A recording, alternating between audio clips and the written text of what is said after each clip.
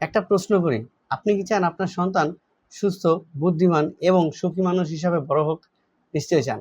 কিন্তু যদি বলি আমরা বড়রা প্রতিদিন এমন কিছু কাজ করছি যা আমাদের শিশুদের ভবিষ্যৎকে ঝুঁকির মধ্যে ফেলছে।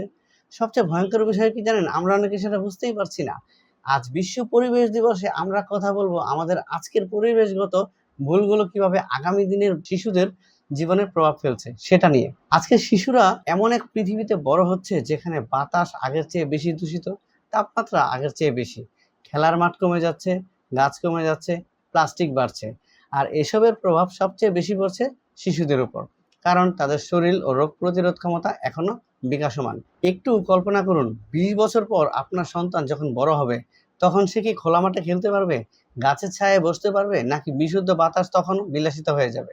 এই প্রশ্নগুলো শুধু পরিবেশের নয়, এগুলো আমাদের সন্তানদের ভবিষ্যতের প্রশ্ন। সুখবর হলো পৃথিবী পরিবর্তন হতে পারে আজ থেকেই।